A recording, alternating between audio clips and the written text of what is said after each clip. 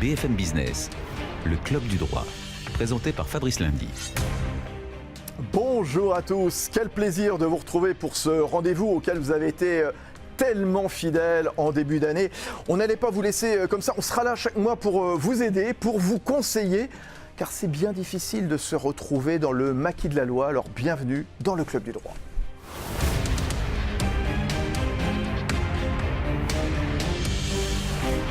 Club du droit décliné en plusieurs formules pour toujours mieux vous aider. Alors il y a la version hebdo immobilier, chaque mardi soir dans After Business aux environs de 23h30 sur BFM Business, à la télé, à la radio bien sûr. Et puis chaque mois donc en version longue avec des infos pratiques, des infos juridiques pour vous conseiller. Alors à suivre, gros plan aujourd'hui sur le prélèvement à la source. Ça va venir vite, hein, c'est dans moins d'un mois cette histoire. Et puis vous aurez ensuite la parole au travers de vos questions. Vous pouvez nous laisser, vous savez, à tout moment sur le club du droit @bfmbusiness.fr et nos amis notaires vous répondront. C'est parti. BFM Business, le club du droit, l'acte de la semaine. L'acte de la semaine. Voilà, on va démarrer ce rendez-vous du Club du droit par un gros plan, un focus pour démarrer sur le prélèvement à la source. Barbara Thomas David, bonjour. Bonjour. Notaire à Paris, dans le 14e arrondissement. Alors, c'est une réalité désormais, ce prélèvement à la source. Hein. Ce n'est plus le temps de se demander si l'impôt sera plus juste, plus fin, s'il y a peut-être d'autres priorités, si la réforme était bien préparée. On y est. Le prélèvement à la source, c'est le 1er janvier. Voilà, on ne va plus commencer à se poser trop de questions. Tiens, d'ailleurs, est-ce que c'est un sujet sur lequel vous êtes sollicité dans votre étude, par exemple, Barbara Thomas David ? Oui, parce que nos clients ne savent pas forcément quel est le taux personnel qui va leur être appliqué. Et souvent, ils viennent nous voir justement pour vérifier le taux. On leur explique que c'est assez facile maintenant, puisque depuis le mois de septembre, vous vous reportez à votre avis d'imposition et vous connaissez facilement quel est le taux qui va vous être appliqué jusqu'en septembre 2019. Voilà, alors ça c'est vrai, hein, les contribuables qui le déclarent en ligne ou sur papier, il en reste quand même quelques-uns hein, sur papier, ils avaient jusqu'au 15 septembre pour choisir l'option d'un taux neutre ou d'un taux individualisé. Juste un mot, c'est quoi ce taux individualisé, ce taux neutre justement ? Alors en fait, il y a 3 taux. Hein. Le premier taux, c'est le taux qui est celui qu'on applique par défaut, c'est le taux personnalisé, c'est le taux qui est applicable à votre foyer fiscal. Mais vous avez la possibilité, notamment quand vous avez un écart important de revenus avec votre conjoint, d'avoir un taux individualisé, c'est-à-dire que vous allez avoir un taux et votre conjoint en aura un autre. C'est intéressant lorsque les revenus sont vraiment différents entre les deux personnes d'un même couple. Et puis il y a un troisième taux qui est un taux neutre. C'est en vertu d'une volonté de ne pas forcément faire connaître à votre employeur le taux du foyer fiscal. Si votre conjoint gagne mieux sa vie que vous avez peut-être pas envie d'avoir un taux supérieur à celui qui serait le vôtre si vous étiez tout seul dans votre foyer fiscal. Alors, le fisc va transmettre les taux d'imposition à l'employeur qui se chargera ensuite, cet employeur, du prélèvement sur les salaires. Alors là, c'est là qu'arrivent de très nombreuses questions. Heureusement que vous êtes là, Barbara Thomas David.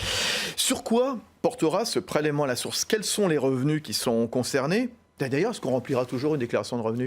Oui. On va remplir une déclaration de revenus pour justement connaître le taux pour une année et l'année d'après, l'administration fiscale, au regard de cette déclaration de revenus, rectifiera le taux, vous restituera de l'argent si d'aventure le taux était trop élevé ou vous en demandera si le taux était insuffisamment élevé. Alors, quels revenus sont concernés justement, Barbara Thomas David ? Alors, c'est quasiment tous les revenus. C'est-à-dire, à partir du moment où vous avez un organisme collecteur d'impôts, il va collecter pour vous. Donc, votre entreprise, quand vous êtes salarié, Pôle emploi quand vous êtes malheureusement au chômage, ou votre caisse de retraite quand vous êtes passé à l'âge de la retraite. Ou les libéraux, par exemple, pour des activités BNC, par exemple. Alors, les libéraux, justement, c'est à vous de faire une déclaration et justement d'indiquer votre compte bancaire sur lequel les prélèvements vont être faits à partir du 15 janvier. Donc c'est tous les mois.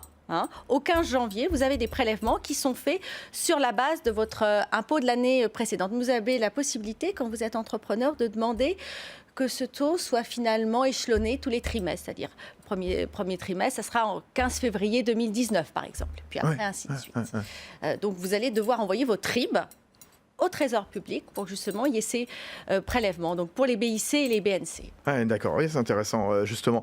Que paye-t-on et quand? Alors, quid des situations, justement, qui donnent droit à une réduction d'impôt? Alors, les pensions alimentaires, par exemple, les revenus du capital, l'emploi d'une femme de ménage, les travaux de rénovation. Ça continuera à être pris en compte, tout de même. Alors, vous savez que ça a été un vaste sujet parce que tout le monde s'en est un petit peu ému en disant, bon, comment ça va se passer? Et donc, l'idée, c'est de dire, finalement, c'est nous qui faisions un crédit d'impôt au Trésor public pendant 1 an. Tout juste. Donc, Monsieur Darmanin, notre ministre, a décidé finalement de permettre au 15 janvier de bénéficier de 60% du montant de ces crédits ou réductions d'impôts. C'est-à-dire que vous allez toucher en 2 fois. Une première fois, 60%, là encore basé sur l'année d'avant, puisqu'on ne peut pas savoir... Ah non, évidemment, si on va faire utiliser beaucoup, employer une femme de ménage, bien sûr, ou un jardinier, ou je ne sais pas. Et il y aura une régularisation en août ou en septembre 2019, au regard de la déclaration que vous allez faire en avril-mai de... Dans un sens comme dans l'autre, c'est-à-dire qu'on peut encore à nouveau gagner de l'argent, comme on peut... En devoir, bien entendu. Exactement. Oui, d'accord, c'est ça.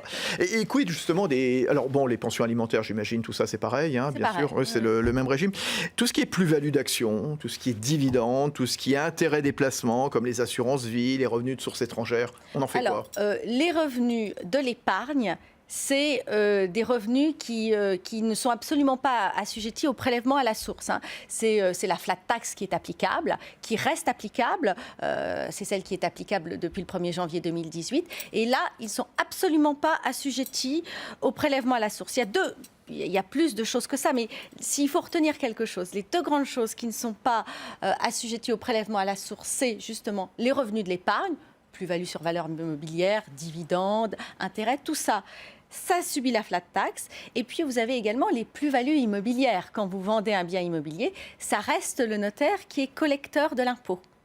Autrement dit, là aussi, c'est pas assujetti au prélèvement à la source. C'est les 2 grandes choses qui ne font pas l'objet du prélèvement à la source. Et tout ce qui est mécanisme de défiscalisation, les Pinel, les Madelin, les préfonds, etc., qu'est-ce qu'il en est? Alors, au cas par cas, c'est différent. Mais par exemple, vous voyez, pour le Madelin, il va falloir faire un arbitrage pour 2018 qui est considéré comme une année blanche. Blanche, théoriquement, oui. Enfin bon, après, on pourrait revenir, si vous voulez, après, sur cette année blanche. Mais en tout cas, après, pour 2019... Clairement, c'est du revenu du capital. Et puis, ça va faire l'objet des fameuses déductions en janvier, régularisées ou pas en septembre de l'année suivante. Je comprends. Est-ce que d'une façon ou d'une autre, est-ce qu'il y a encore des bonnes affaires à faire donc d'ici le 31 décembre? Bon, voilà, on est déjà fin novembre, bien entendu, il nous reste 1 mois. Alors tout ça, évidemment, est peut-être précipité. Qu'est-ce qu'il y a encore à faire pour profiter justement au mieux de ce prélèvement à la source? L'idée, évidemment, chaque revenu, chaque contribuable est différent et il faut regarder de façon précise. Par contribuable. Mais s'il y a une grande idée, à mon avis, à retenir, c'est celle-ci. C'est que tout ce qui ne fait pas l'objet de prélèvements exceptionnels, qui là ne sera pas considéré dans l'absence de taxation au titre de 2018, tout ce qui ne fait pas l'objet de prélèvements exceptionnels, il faut y aller en 2018, c'est-à-dire dans le mois et demi qui reste jusqu'à la fin de l'année. Ça va faire juste, une prime, par exemple, c'est considéré comme un revenu exceptionnel. Oui, tout à fait. Bon, donc ça, évidemment...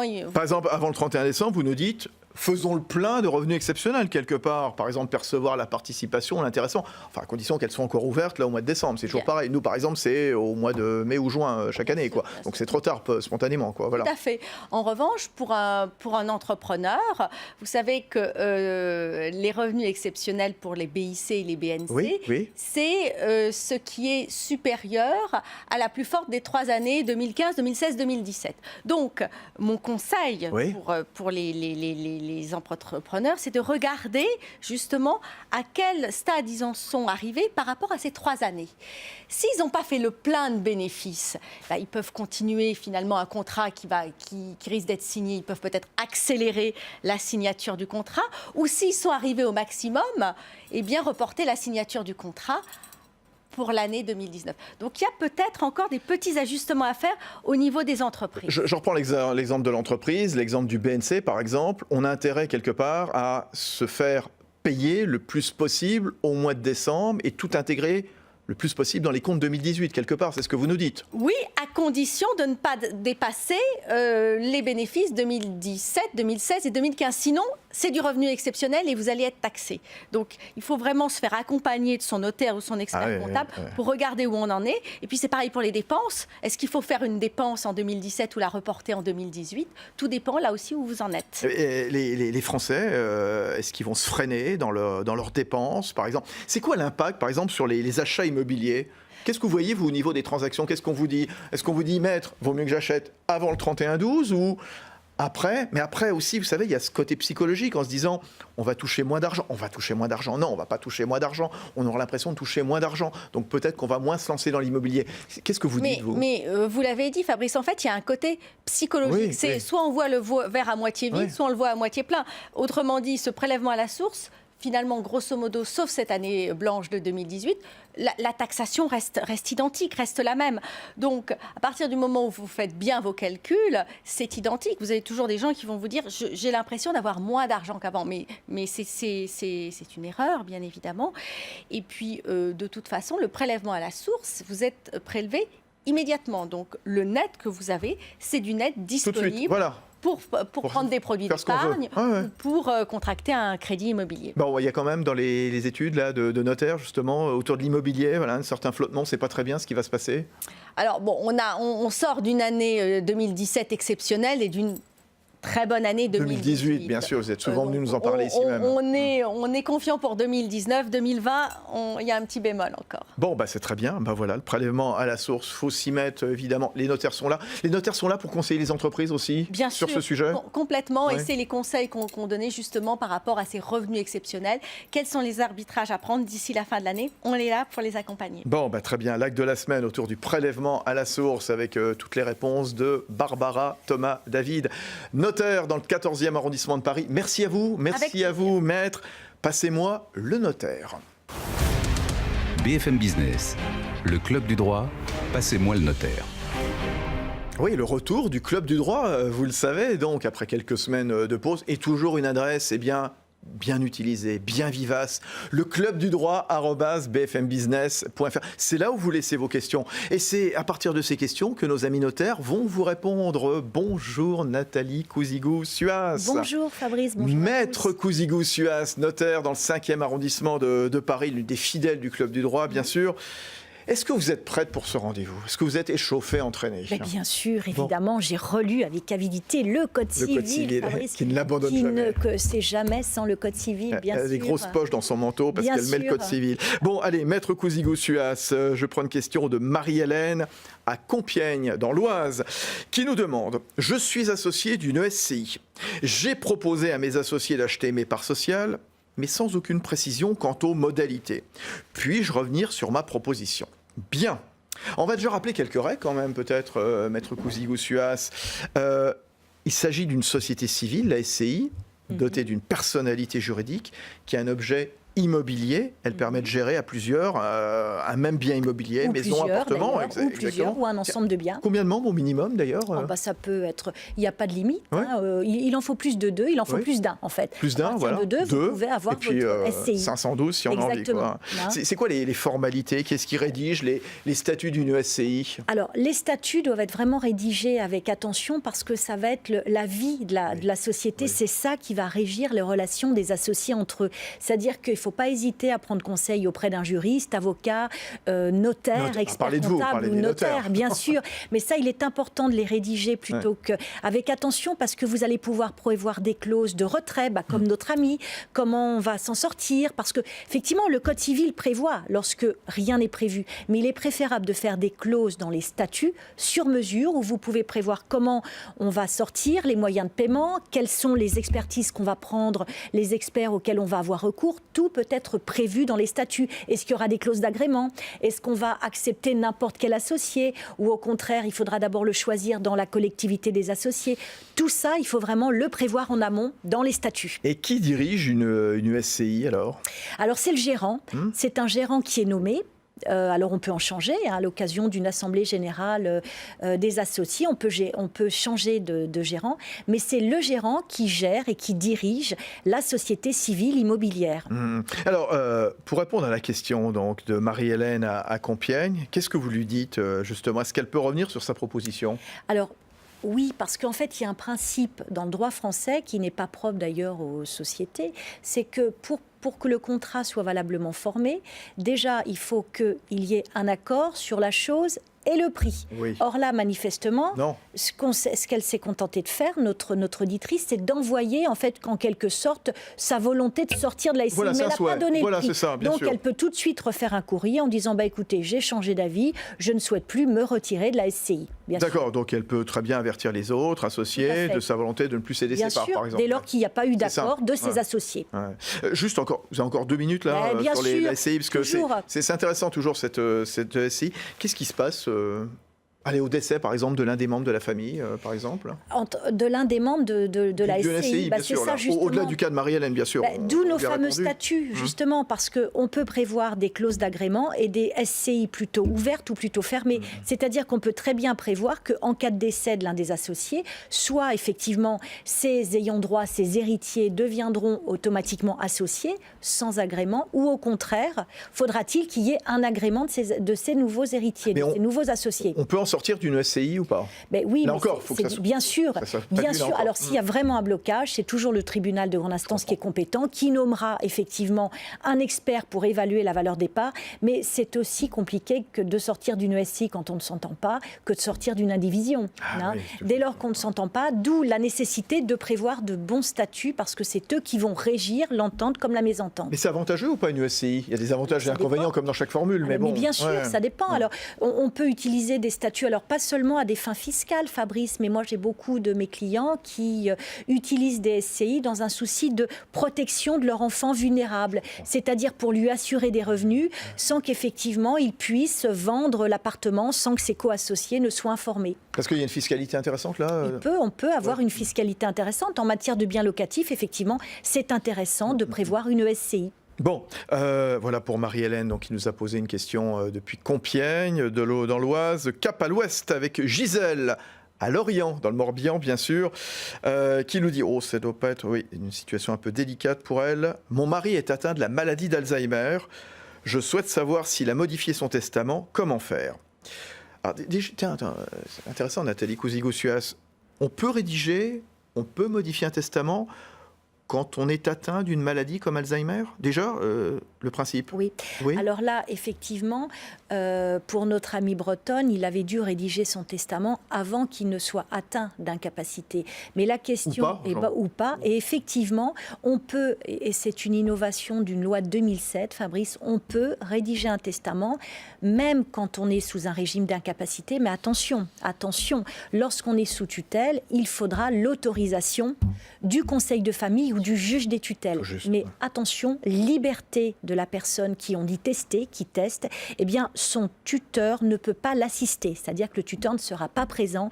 C'est vraiment la personne qui rédige elle-même son testament avec l'aide de son notaire. Mais elle ne sera pas assistée. Donc oui, on peut être autorisé à faire un testament, même lorsqu'on est vulnérable. Mais attention, il faut que la personne ait quand même sa lucidité. Eh bien oui, ça justement, comment on le voit? Par exemple, je viens vous voir un jour dans votre étude, dans le 5e arrondissement.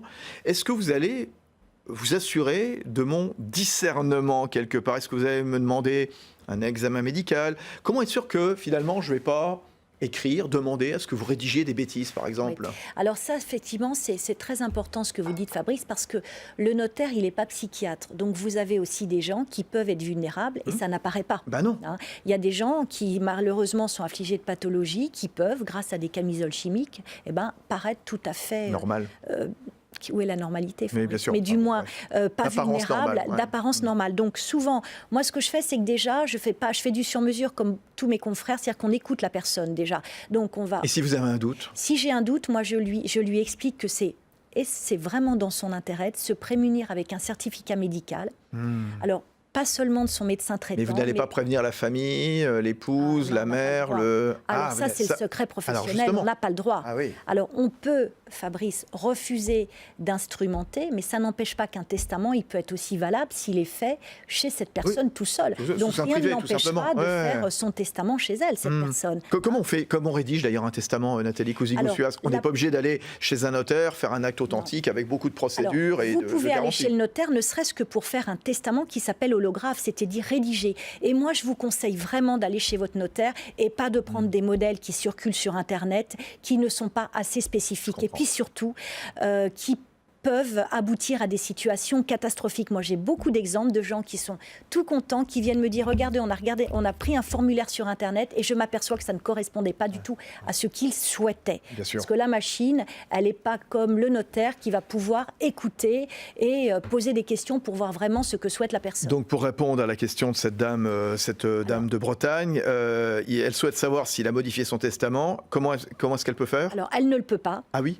au nom du secret. Au nom du secret professionnel, le notaire ferait une faute s'il le lui disait. Mais attention, la personne vulnérable peut modifier aussi son testament si elle a sa tête, sans avoir besoin de l'autorisation du juge, Fabrice. Bon.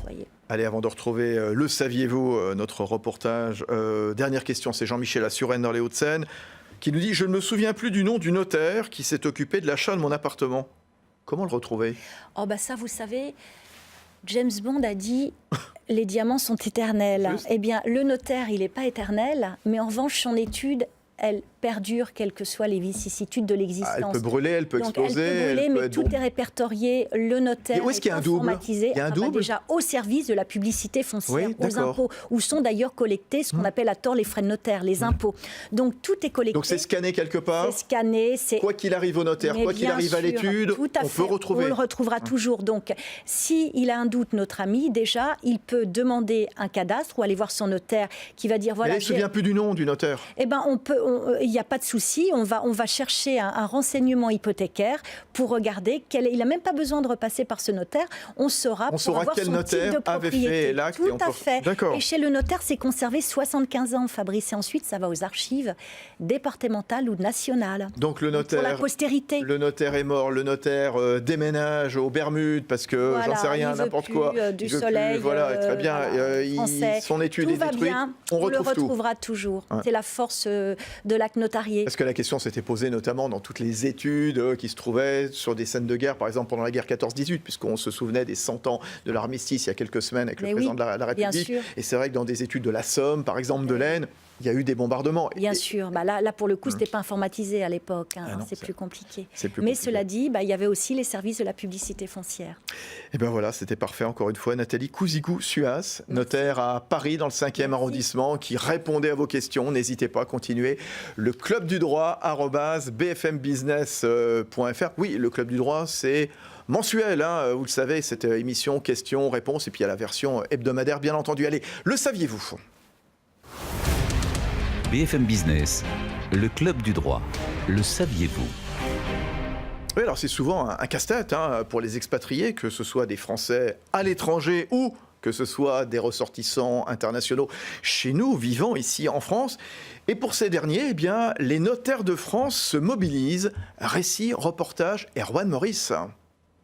Contrat de mariage, régime matrimonial, divorce, fiscalité, donation, succession, autant de questions que l'on se pose lorsqu'on est expatrié résidant en France. Et c'est pour informer ces étrangers que depuis 10 ans, le Conseil supérieur du notariat organise ces sessions avec l'appui du ministère des Affaires étrangères. L'objectif de ces rencontres est clair, maître Marie-Hélène Perrault, notaire à Chevreuse dans les Yvelines.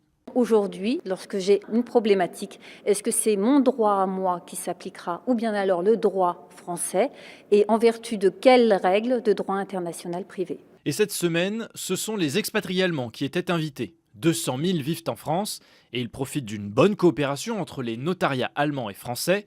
Martin Schmitt, chef du service juridique de l'ambassade. Le droit du domicile s'applique indépendamment de la nationalité. Donc pour les Allemands qui vivent en France, c'est très important d'avoir les informations. De très nombreux Allemands avaient répondu à l'appel, mais pour quelles questions justement ? Ma mère est encore en Allemagne, donc à un moment ou l'autre, je vais peut-être hériter quelque chose en Allemagne.